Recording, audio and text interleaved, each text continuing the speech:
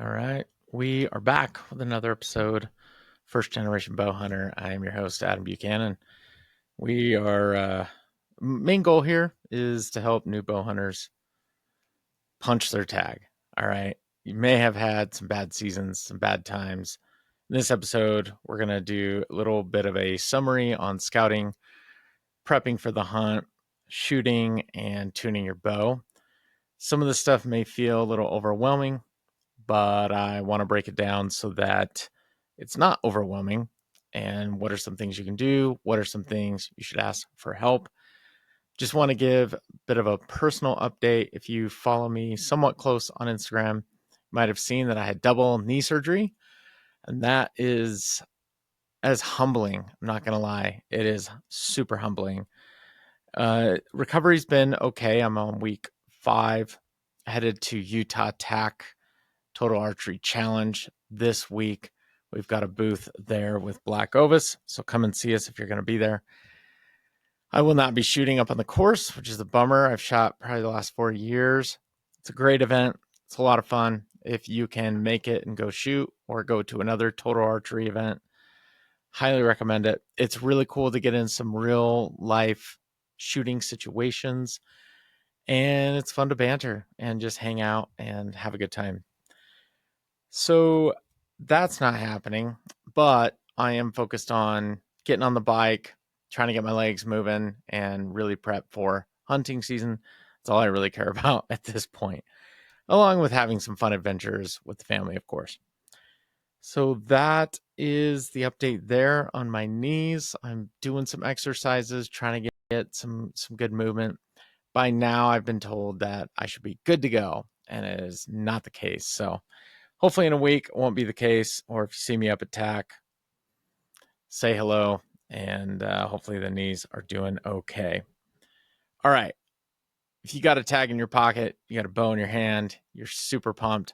I just want to slow you down just a little bit, talk about some good strategies for making sure that you are prepping right for when it matters. Let's first talk about scouting and patterning. So, the main thing is really getting deep in places that you know you can hunt, you've got access, it's public or permission, whatever it might be.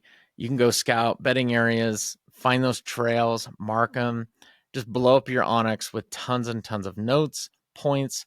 It really makes it so much better. I think the worst hunts that I've been on are the ones that, like, I hadn't been to the area yet, no prep, no Onyx points, and I just didn't know anything. It was because it takes you a little bit to get oriented. Make sure to spend that time, go get into food, get into water, find as much as you can activity wise, and you're going to be able to just mark as many spots as you can. I like doing all the color coding. I like just blowing up Onyx. It's the best tool out there. Another thing I really got into is digital scouting. So you pull up Google Earth, type in areas that you are planning on going. This can save you a lot of time. The thing I like about this is before you even go scout with boots on the ground, you can add points on to your Onyx from taking a look at Google Earth. Pay attention to direction, water, where the food is, and make some assumptions, place some bets. Nice thing about that, you roll up to camp, you roll up to the area, you've got all these points, and you're like, okay, I saw that digitally. I'm going to go check that out. And maybe that water hole isn't there. Maybe it dried up. That is the best thing I can tell you. Start with digital first. That way you're not just showing up and you're like, cool, I'm going to go hike. And you can save so much time just by jumping on the digital version first of your area. Those are the big things with scouting. I don't do a whole lot of trail cameras. The thing with Utah, we have a rule that trail cameras have to be pulled by July 31st. I do try to abide by that, and I try to respect that. It's a rule here in Utah.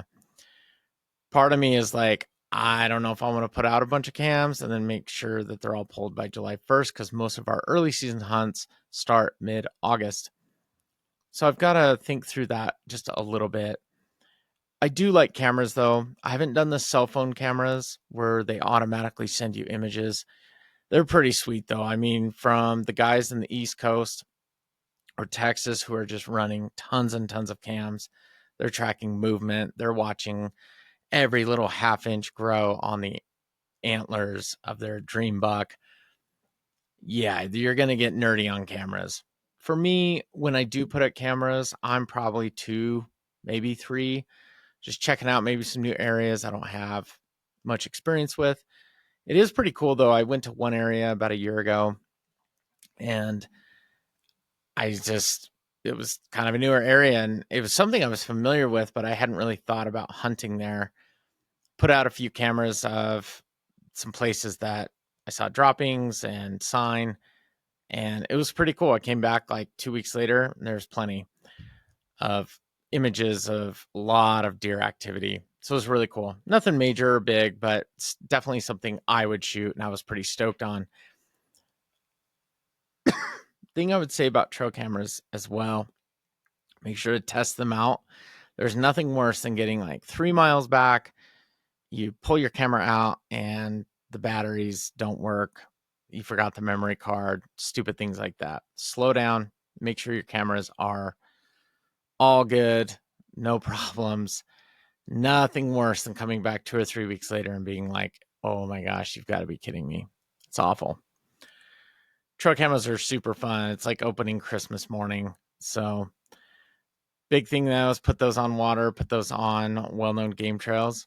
Another quick tip with trail cameras, it's really tempting to go in there a lot. That's why cell cameras have gotten so large.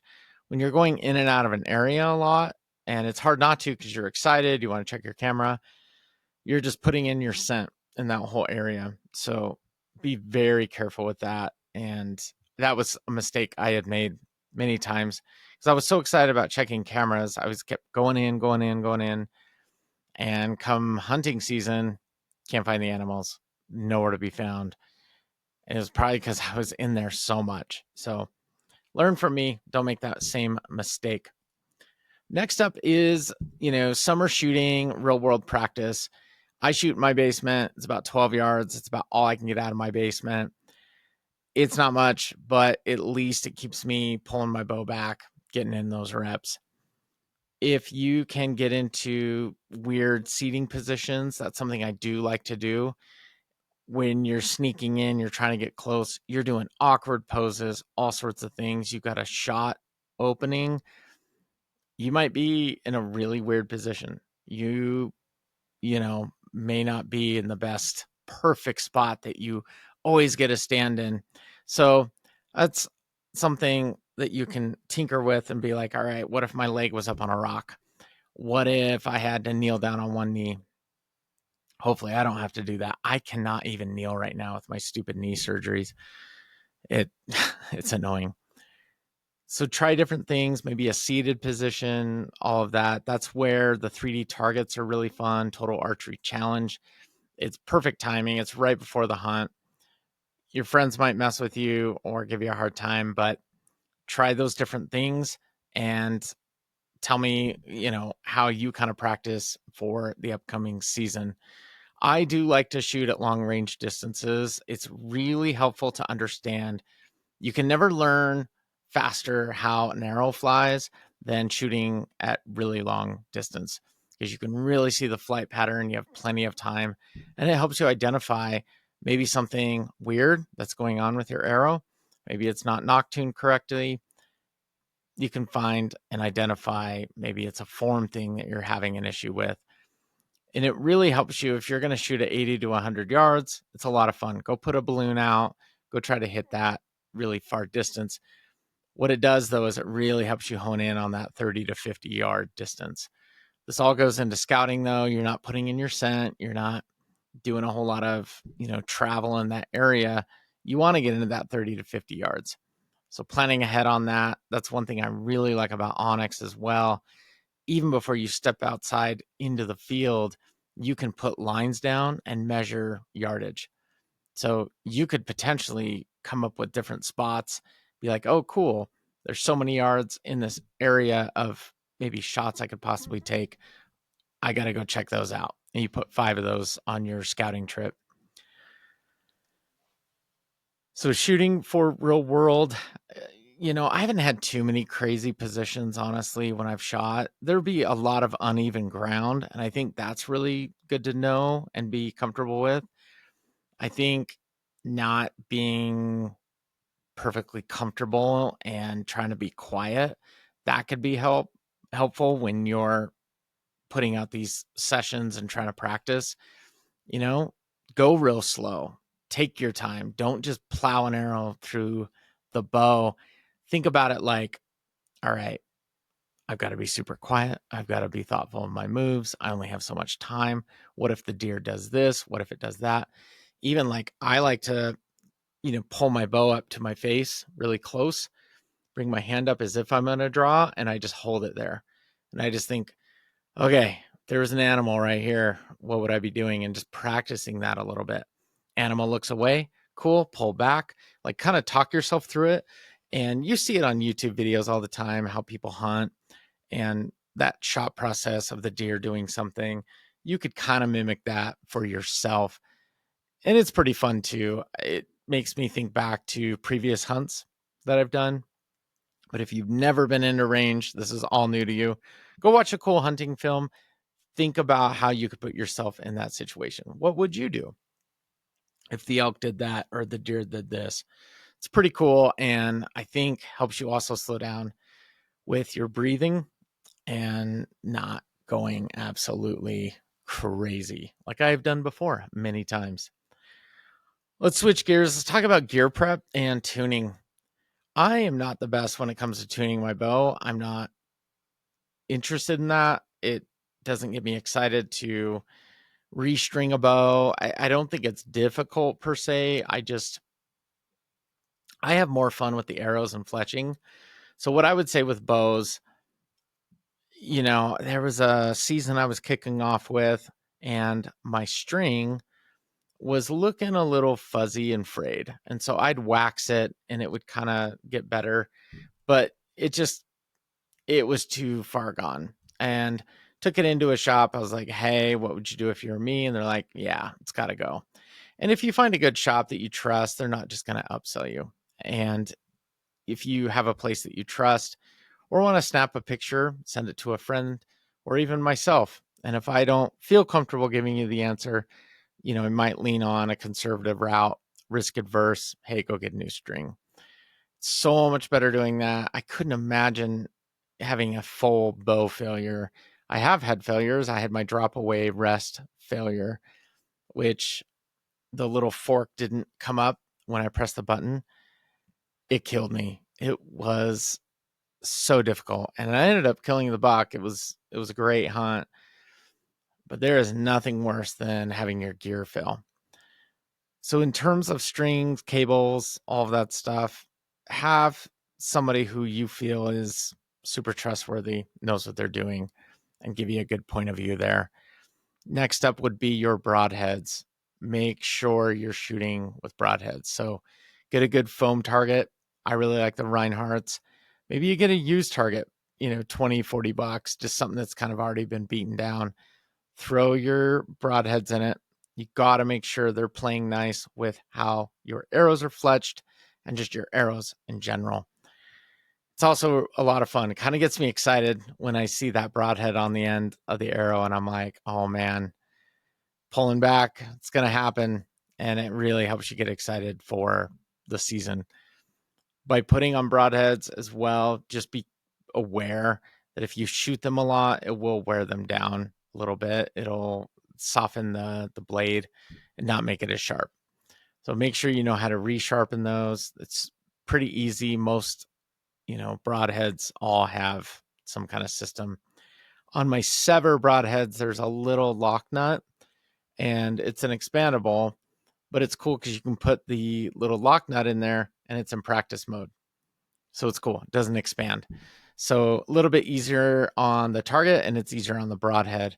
I will say, make sure to take that lock out when it is go time.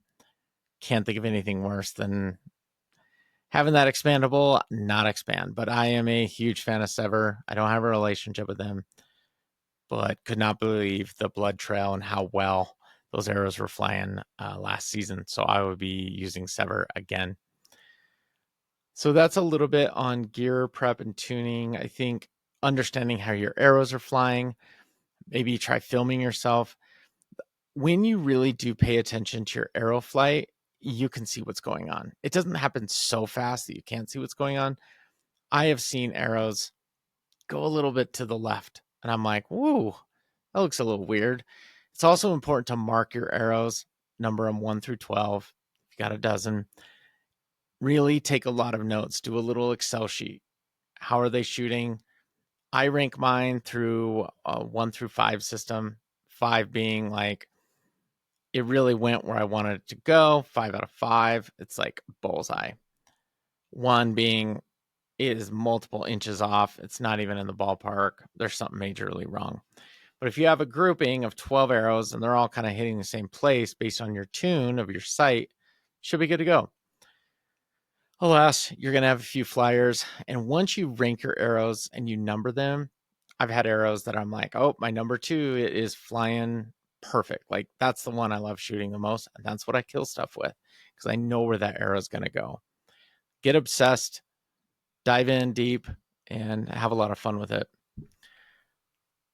As you do the broadheads and the arrows, that's where you can kind of tune some things. You might be doing some final knock tuning. That's where you spin the knock based on which cock vein is going to be up on that triple fletch or the quadruple fletch. And that's kind of it. It's a bit of a summary here.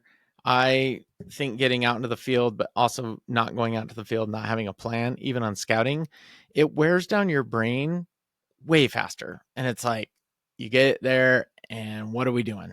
Where are we going? Well, I'll just start walking. So the digital prep is great. A lot of times you'll hear people be like, oh, my friend, he's sending me some Onyx points. I'm going to go check out. Well, if you don't have that friend and you don't have anybody sending you things, go be that friend for yourself.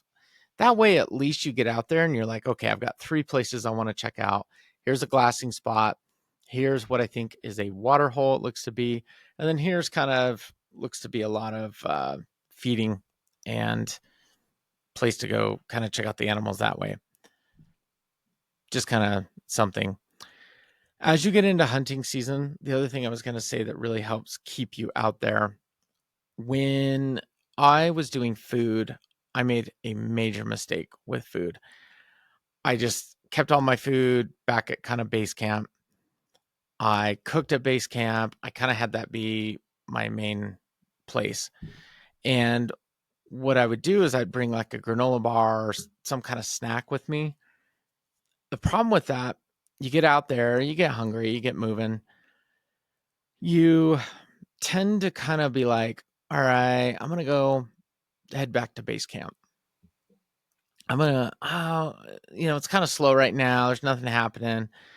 The moment you really spend too much time at base camp is time you're not going to see animals, unfortunately. So it's really important that you stay out there as long as you can. The biggest prep I have for you is meal prepping, not in the way of like pre-cooking everything, but more in the way of you put everything in those gallon Ziploc bags that you're going to eat that day. So if you know, hey, I've got some really big hikes happening, you're going to up those calories. Cool thing with like ChatGPT now, you can dump all that information in. Here's my 4-day plan. Here's what I want to do. How would you help me build calories against that based on my height and weight and age? It's pretty cool, pretty nerdy, and it can automate all of that for you. So if you go out with a big gallon bag of food, all that food is for you that day. The nice thing about that is it keeps you from going back to the truck and being like, well, let's go back and get a peanut butter and jelly sandwich. If you prep this, you already have that sandwich and it'll keep you out longer.